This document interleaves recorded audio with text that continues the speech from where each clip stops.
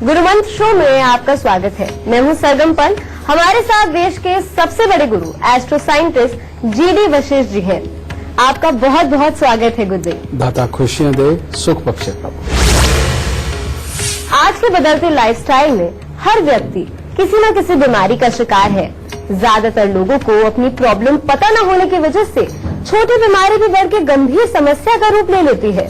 इन्हीं बीमारियों में से एक है सांस लेने में तकलीफ, सांस फूलना या सांस ठीक से ना ले पाने की समस्या, एलर्जी और फेफड़ों में संक्रमण। गुरुदेव से आज हम जानेंगे कि सांस की बीमारी का हमारी कुंडली से क्या संबंध है और इसको ठीक करने के लिए क्या उपाय किए जा सकते हैं। राशियों के अनुसार आपके दिन का हाल तो होगा ही, और कौन से विषय होंगे ये भी जान लेते हैं। सांस की तकलीफ का हमारी कुंडली से क्या संबंध होता है, फेफड़ों की बीमारी क्यों होती है, लक्षण पहचानेंगे।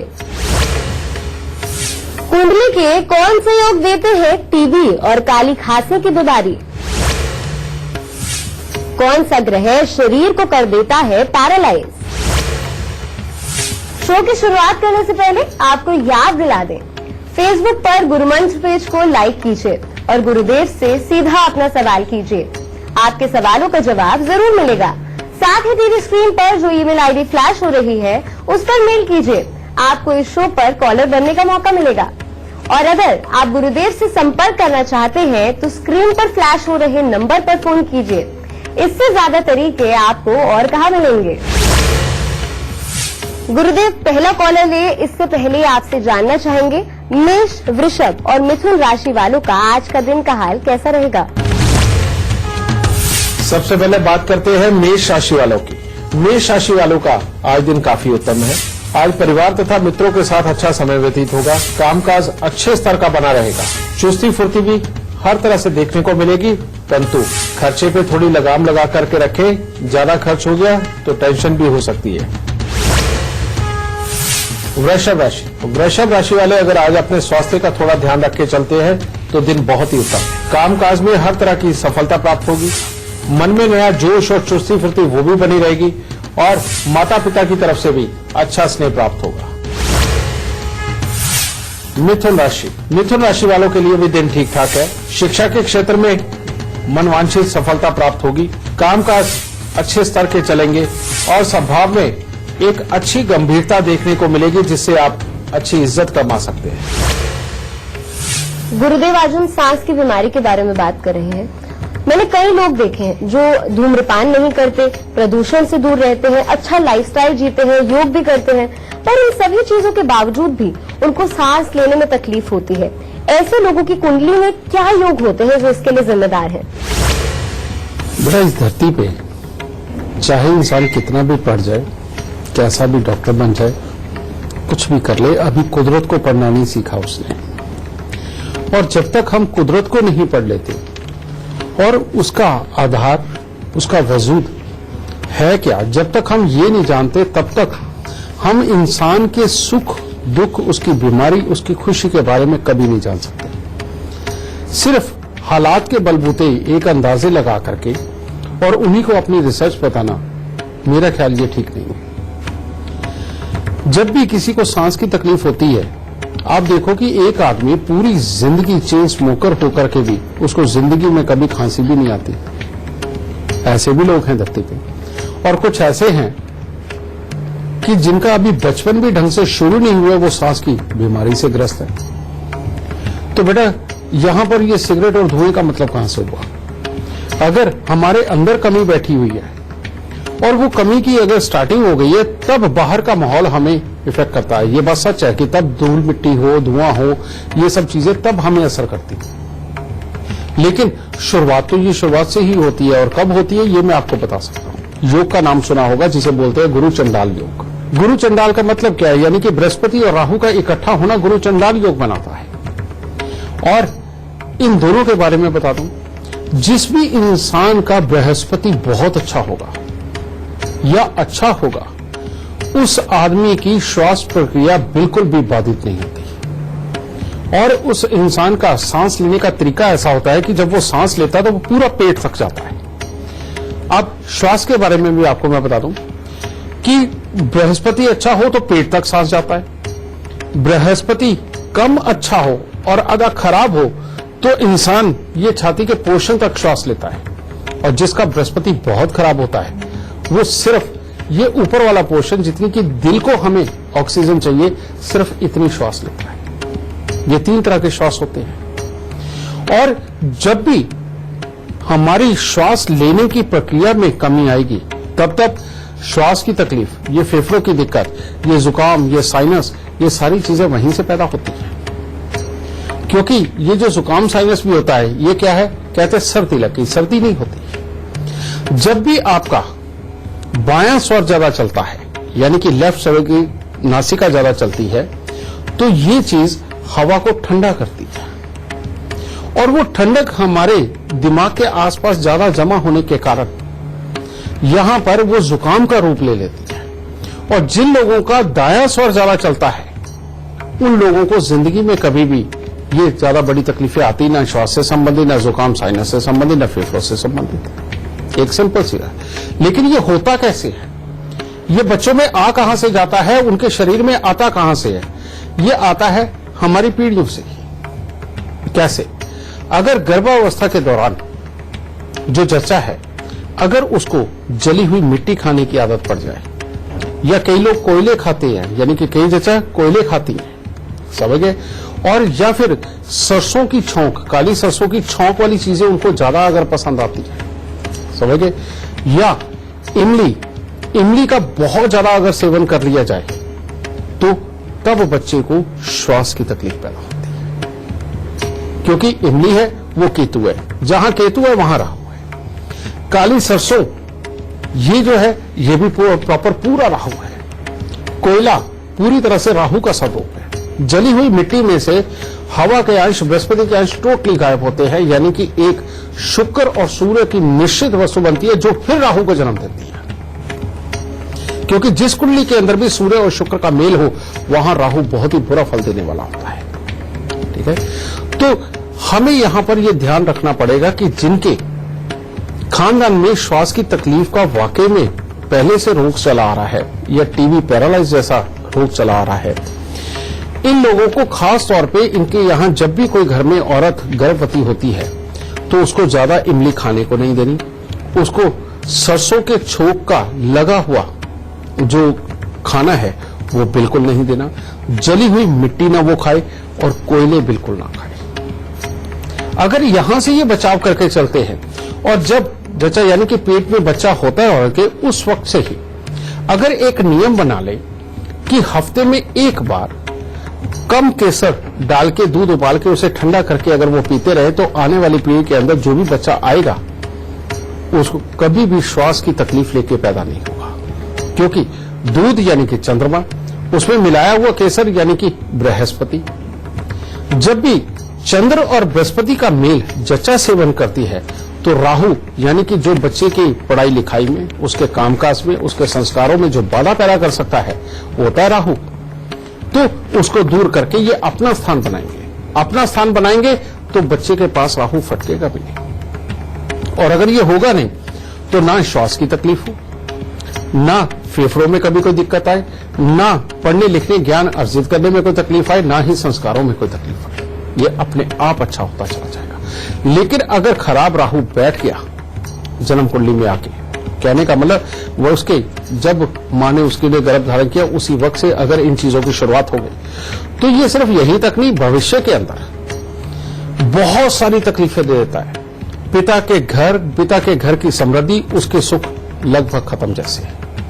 मनमर्जी बढ़ना, संस्कारों के खिलाफ जाना, अपने आप बुरी आदतें अपने अंदर आना, बहुत मेहनत करना, रिजल्ट नहीं पूरे बनना, और घर से दूर दूर भटकना, लेकिन उसके बावजूद भी सुखी नहीं रहना, ये सारी चीजें अपने आप आती चली जाती हैं। तो अगर गर्भावस्था के दौरान ही हम राहु की चीजों को दूर रखें, और आज का मॉडर्न जमाना है, इसके अंदर अपने पेट को छुपाने के लिए आजकल औरतें डार्क कलर के कपड़े पहन के रखती हैं गर्भावस्था के दौरान, खास तौर पे नीला और काला। ये बहुत ही बड़ा पाप है, क्योंकि नीले और काले रंग में एक मिश्रण ऐसा बन जाता है जिसके अंदर ज्यादातर ग्रहों की ऊर्जा वो अपनी तरफ खींचता है, और ज्यादातर ग्रहों की इकट्ठी ऊर्जा का खींचना राहु को ही जन्म देता है। यानी कि वो एनर्जी बहुत अच्छी वाली भी हो सकती है, बहुत बुरी वाली भी हो सकती है, जिसमें कि बुरी के चांसेस ज्यादा होते हैं। ठीक है, इसीलिए गर्भावस्था के दौरान चचा को भूल के भी काले और नीले रंग के कपड़े से अपना पेट नहीं ढकना चाहिए, नहीं तो ये मामला खराब होता। कारण जन्म कुंडली के 9वें घर, जिसको हम वास्तु के अनुसार घर का मध्य भी बोलते हैं, लेकिन 9वां घर ये नाभि है। मां की नाभि से बच्चा अपना खाना पीना लेता है, वहीं से बच्चे के शरीर के अंदर सारा 9 महीने तक खाना पीना जाता है, और वही स्थान है, यानी कि मध्य स्थान वही। और जब भी राहु खराब पहुंचता है, जिनकी भी जन्म कुंडली के अंदर 9वें घर के अंदर राहु आ गया, आप देख लीजिए उनके खानदान के अंदर श्वास की तकलीफ किसी न किसी को आम है, टीबी, पैरालाइज, ये चीजें आम है, फेफड़ों की दिक्कतें आम है, और बाद में बढ़ती उम्र के साथ वही प्रॉब्लम है अपने आप को भी आती है। गुरुदेव, बातचीत का सिलसिला भी जारी रखेंगे, लेकिन अभी आपसे जानना चाहेंगे कर्क, सिंह और कन्या राशि वालों का आज का दिन का हाल कैसा रहेगा। कर्क राशि वालों के लिए आज दिन बहुत ही शुभ है। आज जो भी कार्य करेंगे उसमें सफलता मिलेगी। मित्रों के साथ में अच्छा समय व्यतीत होगा, पारिवारिक सुख भी बहुत अच्छा बना रहेगा और शुभ समाचारों की प्रधानता रहेगी। सिंह राशि वालों के लिए अपने लिए तो दिन उत्तम है। आप जो भी आशा मन में करेंगे वो पूरी होगी, परंतु परिवार में किसी न किसी का स्वास्थ्य भी खराब हो सकता है और परिवार की तरफ से ही कोई मानसिक तनाव उत्पन्न हो सकता है। कन्या राशि वालों के लिए आज दिन बहुत उत्तम नहीं है। अगर आज आपको कहीं पर भी बाहर या घर में किसी मंगल कार्य के अंदर जाना पड़े तो थोड़ा संयम बना करके रखें, क्योंकि बेमतलब का किसी के साथ में वाद विवाद उत्पन्न होकर के आपके ऊपर आरोप के हालात बन सकते हैं और घर में भी किसी न किसी का स्वास्थ्य खराब हो सकता है। गुरुदेव, जितनी भी सांस से संबंधित बीमारियां होती हैं वो लंग्स की वजह से होती हैं, इसका क्या योग होता है? मैं अभी बता के हटाऊं राजे कि जन्म कुंडली का जो 9वां घर है वो खास तौर पे हमारे फेफड़ों में, यानी कि जो श्वास जाती है जो फेफड़ों में, उससे कंसर्न करता है। एक तो ये लंग्स, उसका जन्म कुंडली का चौथा घर, जन्म कुंडली का चौथा घर इससे हमारे लंग्स से संबंध रखता है। और जब राहु 9वें घर के अंदर होता है, 9वें और चौथे घर का एक बहुत बड़ा संबंध माना जाता है जन्म कुंडली के अंदर, तो वो खराब चौथा घर ही करता है, यानी कि हमारे ये छाती वाला पोर्शन, और इसके अंदर वो ब्लॉकेज भरता ही भरता है और जो हमारा सांस लेने का तरीका उसको ये किसी न किसी रूप में बाधित करता है, खराब करता है। और ऐसे बच्चों की जो शुरुआत होती है वो कफ के रोग से शुरू होती है, जुकाम से शुरू होती है। और कफ और जुकाम जिनको जल्दी लगता है वो छोटी उम्र में, जब बच्चा 5 से 7 और 9 साल की उम्र में जब गुजर रहा होता है, वहां से उसके सिम्टम्स शुरू हो जाते हैं कि हाँ, इस बच्चे को वाकई में श्वास की दिक्कत आ सकती है।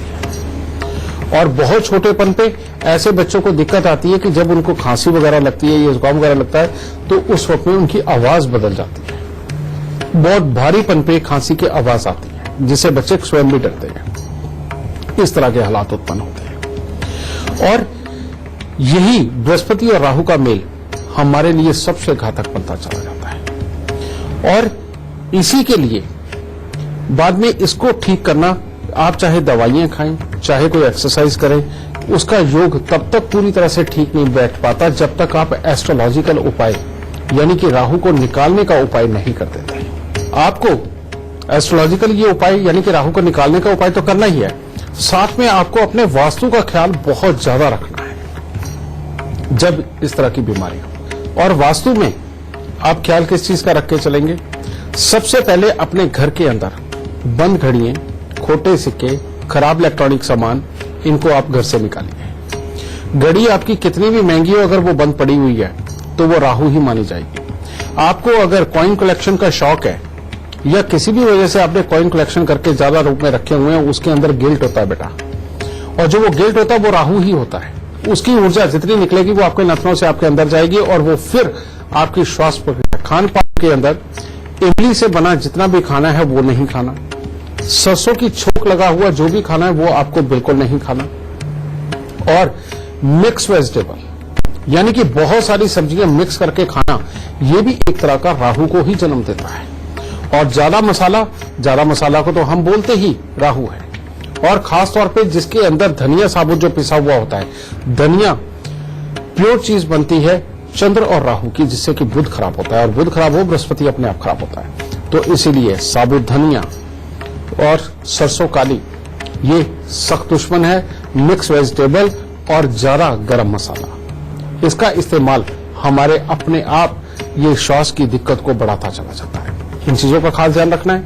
फिर जितना बंद इलेक्ट्रॉनिक सामान है, ये अगर अपने बिस्तर में रख के सोते हो तो आप चाहे जितने मर्जी ट्रीटमेंट करवा के देख लो बेटा, उसके बावजूद भी आपको ये श्वास की दिक्कत छोड़ नहीं सकती। इसीलिए आपके पास बेड वो होना चाहिए जिसके अंदर बक्सा ना हो और उसके अंदर सामान ना रखा हुआ हो, रोज उसके नीचे झाड़ू जरूर लगता हो। जिसको भी श्वास की दिक्कत है उसको ऐसे ही बेड पे सोना चाहिए, ठीक है। काले और नीले रंग के कपड़े आप बिल्कुल नहीं पहन सकते।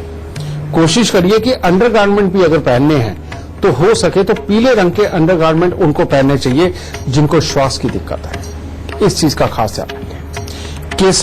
केसर का तिलक हर रोज नाभि, जुबान और माथे पर लगाए, और जिसको भी श्वास की दिक्कत हो उसको अपने गले के अंदर सोने की चेन जरूर पहननी चाहिए। और केतु को अच्छा करने के लिए कान छेदन करवा के उसमें सोना, क्योंकि केतु भी अगर हमने अच्छा कर लिया तो राहु अपनी बुराई को छोड़ने पे मजबूर हो जाएगा, ठीक है। फिर इसके बाद ज्यादा ऊर्जा हमें चाहिए। ज्यादा ऊर्जा वैसी चाहिए कि जो हमारी श्वास नली में ब्लॉकेज है उसको खत्म कर सके। और इस धरती के ऊपर ज्यादा ऊर्जा का स्रोत कौन है? ज्यादा ऊर्जा का स्रोत जो है वो है कुत्ता। कुत्ते में कितनी एनर्जी होती है? घोड़े में कितनी जबरदस्त एनर्जी होती है। तो ऐसे में कुत्ता घर पे पालना, उसके पास से जो स्मेल आएगी आप सोचोगे उससे श्वास की तकलीफ बढ़ेगी, बिल्कुल नहीं। कुत्ता पालने से उल्टा आपको ऐसी एक ऊर्जा मिलेगी जो आपकी श्वास नली के अंदर बाधित करने वाली जो प्रक्रिया है उसको हटा करके उसको क्लियर करेगी, क्योंकि यही एक दवाई बनती है। फिर घोड़ा, कभी कभार जाके घोड़े को जब आप चने की दाल खिलाएंगे तो वो चंद्र और बृहस्पति का मेल बनेगा। घोड़ा जब चने की दाल को चबाता है उसके पास में तब वो ऊर्जा निकलती है जो चंद्र और बृहस्पति की मिश्रित ऊर्जा होती है, जो अंदर हमारे जाकर के वो ऊर्जा वाकई में राहु को मारने का काम करती है, यानी कि राहु की ऊर्जा को दबाने का काम कर देती है। तो ये दो सेवाएं आपको ये भी दवाई के रूप में एक तरह की लगेगी और आपके लिए बहुत बड़े फायदे बनेंगे। केसर का तिलक कभी भी लगाना मत भूलिए। और हाँ, इसमें ज्यादा दूध चिकनाई की चीजें मना होती, मैं मानता हूं, लेकिन गाय के दूध के अंदर केसर उबाल के पीना और हफ्ते में कम से कम 2 बार, सोमवार और बृहस्पतिवार को पीना, ये वाकई में इस बीमारी को अपने आप धीरे धीरे करके बहुत कम कर देगा। तो जिसको हो चुकी है आपको ही पता, पूरी तरह से जाती नहीं, लेकिन आराम तो पा सकते हैं, जिंदगी तो आराम से जी सकते हैं, इसको बढ़ने से तो रोक सकते हैं। तो इन उपायों को करके आप कम से कम इसके बुरे प्रभाव से, जो बहुत बुरा प्रभाव होता है, उससे आप दूर रहेंगे और जिंदगी अच्छी भी। तो चलिए बातचीत का सिलसिला जारी रहेगा, पर हमारी पहली कॉलर हमारे साथ जुड़ गई है। रूपल हमारे साथ झांसी से जुड़ी है। रूपल, इससे पहले आप गुरुदेव से अपना सवाल पूछे। आप अपने जन्म का समय, जन्म का स्थान और जन्म की तारीख बता दीजिए। 18 जुलाई जी 1972। जी 1900 1969। जन्म का स्थान झांसी और जन्म का समय बता दीजिए। 9:06 PM रात से। रूपल, क्या पूछना चाहते हैं आप गुरुदेव से? एक तो मेरी सेहत नहीं अच्छी रहती है रुद्रा, आपकी स्थिति हम लोग की अच्छा नहीं है, और हम लोग का मकान कब तक बनेगा, और मेरे पति का प्रमोशन कब तक है। 43 दिन लगातार 500 ग्राम चूना, 5 पुरानी कील काले सफेद कपड़े में लपेट के उसको जल प्रवाह करना 43 दिन लगातार। एक ये उपाय। दूसरा उपाय, तांबे की गागर के अंदर 4 किलो चावल, 4 किलो चने की दाल भर के ढक्कन को पीतल का टांका लगवा के उसे जल प्रवाह करना। और तीसरा उपाय है राहु को हटाना, यानी कि हर महीने अपने वजन के 10वें हिस्से के कच्चे को ले लेके उनको जल प्रवाह करना। बेटा, अगर ये उपाय होते हैं तो ही प्रॉपर्टी, वाहन, अच्छे पैसे, घर के अंदर की सुख शांति के योग तैयार होंगे। इसके अलावा इस कुंडली के अंदर मैक्सिमम ग्रह योग बहुत ही अच्छे बैठे हुए हैं। सिर्फ एक शनि थोड़ा कमजोर है, जो कि ससुराल और कुंभे के स्थान पे बैठा हुआ है। अगर सरसों का तेल सर पे लगाओगे तो बहुत बड़ी तकलीफें खड़ी होगी। अगर हर रोज दूध, दही, देसी घी का तिलक लगाओगे तो ये शनि सुख ही सुख देगा। और इसके बाद जितने ज्यादा अंधेरा घर, कहने का मतलब जिसमें सूरज की रोशनी लैंटर्न में से ना आती हो, ऊपर रोशनदानों से ना आती हो, ऐसे घर में रहोगे तो जिंदगी में सुखी रहोगे। जिसमें लैंटर्न में से रोशनी आती हो, ऐसे घर में रहोगे तो ये फिर खराब करेगा। बस ये प्रिकॉशन और ये 3 उपाय इनको करो, हर तरह का सुख तुम्हें मिलेगा और प्रॉपर्टी का सुख भी बहुत अच्छा प्राप्त होगा। लेते हैं तुला, वृश्चिक और धनु राशि वालों का आज का दिन कैसा रहेगा। तुला राशि वालों का भी आज दिन उत्तम है। कामकाज में सहकर्मियों के साथ तालमेल अच्छा बना रहेगा। आज आपका प्रभाव दूसरों पर बहुत ही उत्तम पड़ेगा और परिवार के लोगों के साथ में भी अच्छे हालात, क्योंकि परिवार के सदस्यों से हर तरह का सहयोग तो प्राप्त होगा। गृहस्थ जीवन भी बिल्कुल सामान्य होगा, परंतु शरीर में आलस्य की प्रधानता बनी रहेगी। पढ़ाई लिखाई करने वाले बच्चों का पढ़ाई लिखाई में पूरी तरह से मन नहीं लगेगा। धनु राशि वालों का आज का दिन बड़े बुजुर्गों के साथ मेल मिलाप के लिए बहुत उत्तम है। उनका आशीर्वाद प्राप्त करने के लिए हर तरह से उत्तम है, परंतु बढ़ते दिन के साथ में क्रोध की मात्रा ज्यादा बढ़ सकती है, जिसके कारण बेवजह के वाद विवाद उत्पन्न हो सकते हैं और अपने स्वास्थ्य पर भी इसका बुरा असर हो सकता है। तो इसीलिए आज संयम से दिन निकाले, अच्छा रहेगा। गुरुदेव, सांस की बीमारी को बुढ़ापे की बीमारी कहा जाता है, पर विडंबना ये है कि आजकल छोटे बच्चों को सांस की बीमारी सबसे ज्यादा हो रही है। ट्यूबरकुलोसिस की बात करें, टीबी जिसको हम कहते हैं, या फिर काली खांसी की बात करें, कम उम्र के लोगों को सबसे ज्यादा ये बीमारियां हैं। तो ऐसे लोगों की कुंडली में क्या योग होते हैं? खांसी की बीमारी किसी भी तरह की हो बेटा, उसके लिए जिम्मेवार होते हैं शनिदेव। आप देखेंगे कि जिन लोगों में ईगो ज्यादा होती है, जो लोग बार बार एक ही शब्द बोलते हैं कि ये हमारे असूल है, हम इनके खिलाफ नहीं जाएंगे, मेरा असूल ये है, तुम्हें ऐसा करना पड़ेगा, मेरा असूल ये है कि तुम्हें ऐसा ही चलना पड़ेगा, मैं वहां काम करूंगा, मैं वहां नहीं करूंगा, मैं उसके सामने नहीं झुकूंगा। इन लोगों को खास तौर पे जीवन के अंदर खांसी का रोग कभी भी पकड़ सकता है। लेकिन काली खांसी की बात करें, जब भी शनि और राहु आपस में मिल जाते हैं तो ये एक लाइलाज खांसी बनाते हैं, जिसका इलाज भी बहुत मुश्किल होता है। इसको हम काली खांसी बोल देते हैं। लेकिन ये फिर अगेन शनि और राहु, लेकिन खांसी यानी कि फेफड़े की तकलीफ आना, यानी कि अगेन जब इनका संबंध बृहस्पति के साथ में होता है तब ये योग बनाता है, ये खराब होती है। और जब भी हमारे घर में मकान बनेगा, रिपेयर होगा, तब ये तकलीफें आ जाएंगी। जब भी हमारे घर में कोई धार्मिक कार्य होंगे, हवन होंगे, यज्ञ होंगे या पितरों से संबंधित किसी भी तरह के कार्य करने लगेंगे, तब ये बड़ी तकलीफें दे देगा हमें। तो इसीलिए जो भी ग्रह है, जब भी उसके हालात हम पैदा करते हैं, तब ये उन ग्रहों से संबंधित बीमारियां हमारे जीवन में अपने आप आ जाती हैं। कई लोग ऐसे होते हैं कि जो अपने घर के अंदर नीला रंग, पर्पल कलर या बहुत ज्यादा गहरा पीला कलर वो करवा लेते हैं। वहां पर भी अगर ये ग्रह योग बैठा हो कि शनि राहु का मेल हो और बृहस्पति के साथ संबंध हो, तो उन लोगों को ये खांसी वाली तकलीफ ज्यादा आने के पूरे चांसेस होते हैं, चाहे बच्चों को है चाहे बड़ों को है। तो पहले आपको एहतियात क्या बरतना है कि वहां नीला, पर्पल और बहुत ज्यादा पीला रंग ना हो। दूसरा, यहां पर 43 दिन लगातार 1 किलो जौ दूध के साथ धोके उनको जल प्रवाह करने हैं। और तीसरा, शनिवार को, हर शनिवार को थोड़ा सा उड़द साबुत, थोड़े से काले चने, थोड़ा सा सरसों का तेल उनके ऊपर लगाना है। एक चमड़े का टुकड़ा ये काले या नीले रंग के कपड़े में लपेट के इसको 43 दिन लगातार हो सके तो जमीन में दबा दो, ठीक है। और अब बृहस्पति को भी अपनी जगह पे पहुंचाना है। उसके लिए क्या करना पड़ेगा, 43 दिन लगातार 400 ग्राम चने की दाल लेके उसे जल प्रवाह करना, क्योंकि चौथा घर बृहस्पति का सर्वोत्तम घर है। जो जौ भी मैंने जल प्रवाह करवाए हैं बेटा, वो भी राहु वहां पर गया, सूर्य मिश्रित है, जो स्वास्थ्य को अच्छा करने के लिए, और चौथे घर के अंदर राहु पाप नहीं करता, इसीलिए मैंने उसे भी वहां पे पहुंचाया। तो बेटा जब ये उपाय होंगे तो ये काली खांसी अपने आप घर से दूर जाने के लिए बाधित हो जाएगी। और उसके बाद आपको ध्यान क्या रखना है कि राहु की वस्तुओं का सेवन, शनि की वस्तुओं का सेवन कम से कम करना है। जो मर्द हैं, बड़े हैं, वो अगर शराब में नहीं जाएंगे, मांस नहीं खाएंगे तो इस चीज से बचाव होगा। और जो बच्चे हैं उनको सरसों की छोक या इमली वगैरह का इस्तेमाल करना उनके लिए वो बहुत ज्यादा खराब है, इसलिए उनसे वो भी दूर करो। और केसर वाला दूध उनको पिलाना, वो तो है ही। सोमवार के दिन उनको शहद वाला दूध पीना बच्चों को, वो भी बहुत जरूरी है, क्योंकि जहां पे शहद होता है वहां राहु नहीं होता, और राहु को दबा के रखना बेहद जरूरी है। तो इसीलिए सोमवार के दिन शहद का दूध का सेवन भी जरूर करते रहे, बच्चा जरूर स्वस्थ।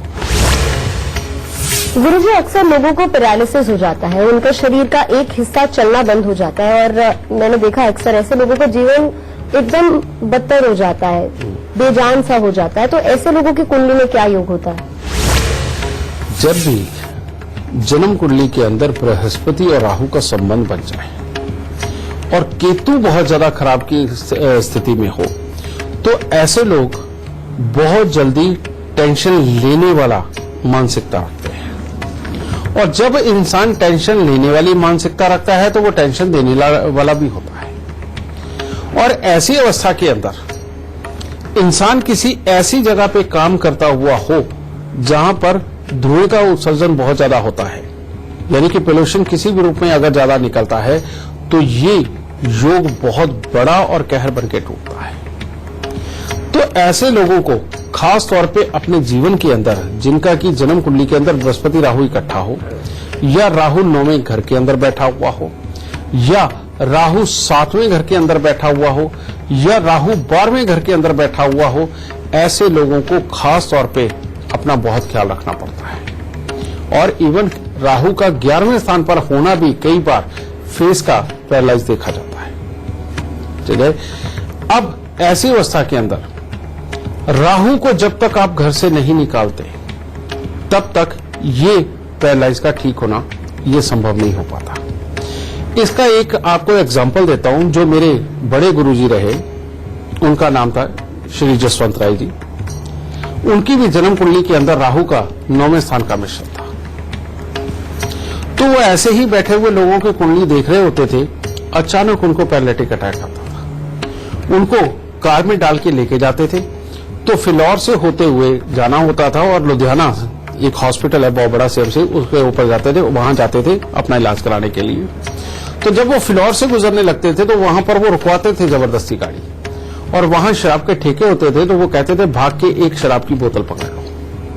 वो शराब की बोतल लेके आते थे, और जब रास्ते में सतलुज पड़ता है तो वहां पर वो कहते थे कि मुझे उतारो। वो उतारते थे। वो क्या करते थे, बोतल का ढक्कन खोल के उसके अंदर वो शराब बहा देते थे। जब तक हॉस्पिटल पहुंचते थे वो बड़ी मुश्किल से 1-2 घंटे 4 घंटे में वो ठीक हो जाते थे। उनको फिर अगले दिन वापस ले आते थे। तो यानी कि जहां शनि है वहीं राहु है, वहीं केतु है, या आप ये कह सकते हैं कि शनि के ही अंग है राहु और केतु। यानी कि कभी भी जिंदगी में कभी भी किसी को भी पैरालिटिक अगर अटैक आ रहा है, अगर उसी वक्त में उसके सर से 7 बार शराब को घुमा करके जल प्रवाह कर दिया जाए तो बेटा ये शनिदेव निकल जाते हैं और ये अटैक आने से बचता है। फिर अगर हो चुका है और पुराना है तो ऐसी अवस्था के अंदर हमें राहु को दुरुस्त करना, दूसरे उपाय यानी कि जो उसके पक्के उपाय हैं वो करने बहुत जरूरी होते हैं। और वो उपाय क्या है कि हर शनिवार को लोहे के कटोरे के अंदर शराब भर के उसमें मुंह दे करके उसको जल प्रवाह करना, और 43 दिन लगातार 500 ग्राम जौ लेकर के उनको दूध के साथ धो करके उनको जल प्रवाह करना, कान छेदन करवा के उसके अंदर सोना धारण करना, क्योंकि केतु को अच्छा करना यहाँ पर बहुत जरूरी है। और जिन लोगों को भी टेंशन लेने वाली बीमारी है, जो छोटी छोटी बात के ऊपर चढ़ा जाते हैं और किसी भी चीज के पीछे पड़ जाते हैं और टेंशन बना के रख देते, बेटा इनका कान छेदन करवा के सोना पहना दो, आधी से ज्यादा मुसीबत तो इसीलिए चले जाएगी। ये करना, और हर महीने एक काला सफेद कंबल लेकर के अपने सर से 7 बार उतार के वो मंदिर के अंदर देना, और हर रोज केसर का तिलक नाभि जुबान माथे पर लगाना। आप एक बार करके देखिए ये उपाय। ये पैरालाइज की समस्या जो किसी के भी ठीक करने से ठीक नहीं हो पा रही, ये आपके इलाज में आपको पूरी मदद करने लगेगी। उसके बाद आप देखिए कि आपका वही डॉक्टर जो कई सालों से दवाई दे रहा था और आपको लग नहीं रही थी, अब ये दवाई धीरे धीरे करके आपको लगनी शुरू होगी और उसके बाद ऐसा दिन भी आएगा जब ये बीमारी आपके पास से कोसों दूर चली जाए। दाता खुश रहे।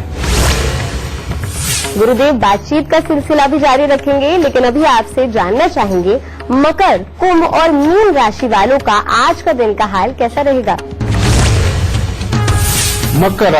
मकर राशि वालों के लिए कामकाज के लिए तो ठीक ठाक दिन है, परंतु अगर हो सके तो आज यात्राओं का प्रोग्राम बिल्कुल ना बनाएं, क्योंकि उसमें किसी भी प्रकार की अनहोनी घटना घटित होने का अंदेशा है। स्वास्थ्य को लेकर के भी कोई चिंता बन सकती है और जो पढ़ने लिखने वाले बच्चे हैं उनको आशानुरूप सफलता दिखाई नहीं दे रही आज। कुंभ राशि के बच्चों के लिए तो दिन ठीक ठाक है कि हर तरह से उनकी पढ़ाई लिखाई के लिए, उनके खेल कूद के लिए, परंतु कुंभ राशि के जो वयस्क है किसी से भी विवाद भारी पड़ सकता है, बेमतलब के आरोप लग सकते हैं और आर्थिक परेशानियां भी सता सकती हैं। मीन राशि वालों के लिए आज का दिन बहुत ही उत्तम है। परिवार की तरफ से हर संभव सहायता प्राप्त होगी। आप अपनी जिम्मेवारियां अच्छी तरह से निभाने में सफल होंगे और आप जो भी कार्य करेंगे उसमें आज आपको सफलता प्राप्त होगी। आज का शो तो खत्म होने वाला है, पर उससे पहले हमेशा की तरह गुरुदेव से गुरुमंत्र ले लेते हैं। गुरुदेव, हमारे दर्शकों को आज का गुरुमंत्र दे दीजिए। बेटा, आप जानते ही हैं कि जिस तरह की बात चल रही है उसी तरह का मैं गुरुमंत्र देता हूं। सबसे अच्छा क्या है, जिन घरों में भी राहु प्रधान है उनकी मैं पहचान बताता हूं क्या होगी। जब उनके घर में हम एंटर करने लगते हैं तो पहला वो दरवाजा और उसके पीछे 2 दरवाजे जरूर होते हैं, यानी कि 3 दरवाजे का कॉम्बिनेशन होता है। और अगर सामने खिड़कियों की काउंटिंग करें तो यह खिड़की मिला के दरवाजे तब 3 होते हैं, नहीं तो 3 खिड़कियां भी होती हैं। यानी कि ये 3 का कॉम्बिनेशन जिनके घरों की एंट्री पे ही होता है, इनके राहु खराब होते हैं। फिर इनके यहां एक और खासियत होती है कि आप बाहर से आए, पहले एक स्टेप चढ़ा और उसके बाद जब जहां घर शुरू होता है, जहां दरवाजे से शुरू होता है, वहां उन्होंने एक स्टेप और बनाया होता है, छोटा सा, वो स्टेप और होता है। यही जो घर के अंदर ही जमीन का ऊपर और नीचे होना, बेटा ये केतु और राहु की खराबी होता है। ठीक है, ये जो ऐसे लोगों के घरों के बाथरूम के नल हमेशा चूते रहते हैं, जितनी मर्जी रिपेयरिंग करवा लो, उसके बावजूद घरों के वॉशरूम में कहीं ना कहीं काई जमी ही रहती है, ये प्रॉब्लम होती है। उनके घरों के फर्श के अंदर त्रेड़ आना, ये आम बात होती है। जिनके घरों में ये सिम्टम्स होते हैं बेटा, वहां राहु प्रधान होता है। आप देखिए कि ऐसे ही घरों में जब सीढ़ियां होती है तो सीढ़ियों के नीचे उन्होंने कोई लोहे की पेटी वगैरह रखी होती है सामान रखने के लिए, और साथ में स्टेबलाइजर या मीटर लगाया होता है लाइट का। ये भी राहु की निशानी होती है। इन घर वालों को खास तौर पे सचेत रहना चाहिए। या फिर जिनका घर रोड के लेवल से नीचे चला गया है, उनके यहां तो पक्का ही राहु होता है। तो इन घरों वालों को खास तौर पे सचेत रहने की जरूरत क्या है कि कभी भी सीढ़ियों के नीचे कोई ट्रंक, कोई संदूक या मीटर लगाना या स्टेबलाइजर वगैरह बिल्कुल ना हो, पहली बात। दूसरी बात, राहु के दान इनको हर हफ्ते ही कर देने चाहिए। और राहु के दान के अंदर सबसे बड़ा क्या है? सबसे बड़ा है जो अंग भंग विकलांग लोग हैं, जिनके आधे हाथ कटे होते हैं या एपिलेप्सी के जो मरीज होते हैं, इनको मिठाई खिलाई ज्यादा से ज्यादा। और मिठाई में भी क्या, वो बूंदी और जलेबी सबसे उत्तम है, ये खिलाना उनको। फिर इसके लिए कुत्ते और कौओं की हर रोज सेवा करना, यानी कि कुत्तों को रोज कुछ ना कुछ खाने को देना, कौओं को रोज कुछ ना कुछ खाने को देना। फिर राहु का दान, क्या आप इसे 43 दिन लगातार पहले सतनाजा दान दे दीजिए, और 43 दिन लगातार सतनाजा दान देने के बाद उसके बाद बांध लीजिए कि हर बुधवार या बृहस्पतिवार को आप एक सतनाजा जरूर दान देंगे। और कभी भी कुछ ऐसा मत करिए कि आपकी घर की छत के ऊपर बहुत सारे पक्षी आए। अगर आप अपने घर पे दाना डालने लग गए और बहुत सारे पक्षी आने लग गए, तो वो बुध, जितने भी पक्षी है उन सब के अंदर बुध की एनर्जी बहुत ज्यादा होती है। अगर आपके घर को बुध की एनर्जी ने ज्यादा घेर लिया तो वहां बृहस्पति फिर नहीं टिक पाएगा। इसीलिए आप घर की छत के ऊपर ज्यादा पक्षी आने का कोई साधन ना करें। और बृहस्पति को बहुत अच्छा रखने के लिए हर रोज केसर का तिलक नाभि जुबान माथे पे लगाएं, गले में सोने की चेन धारण करें, कान छेदन करवाएं, और इसके बाद में मंदिर कम से कम सोमवार और बृहस्पतिवार को जाना आपके लिए बहुत ज्यादा जरूरी है, क्योंकि पूरे मंदिर के अंदर बृहस्पति की ऊर्जा पूरी तरह से फैली हुई होती है। तो बेटा आप इन उपायों को करके देखिए, आपके दुख दूर हो और ये एस्ट्रोलॉजिकल उपाय आपके काम आए। बस इससे ज्यादा मैं कामना क्या करूंगा बेटा, आपके दुख दूर हो, माता रानी जल्द से जल्द ऐसा करें। आज का शो देखने के बाद सांस की कोई भी बीमारी आपको परेशान नहीं करेगी और अगर आपने गुरुदेव के बताए उपाय किए तो आने वाले समय में आपको सांस की कोई भी बीमारी नहीं होगी। गुरुदेव आपका बहुत बहुत धन्यवाद। माता रानी सबको सुखी रखे, खुशियां बख्शे दाती। अब कल का विषय जान लेते हैं। कल हम बात करेंगे सबसे बड़ी बीमारी के बारे में, यानी कैंसर की। गुरुदेव के बताए उपाय से आपके तारे जरूर चमकेंगे। अभी दीजिए इजाजत, नमस्कार।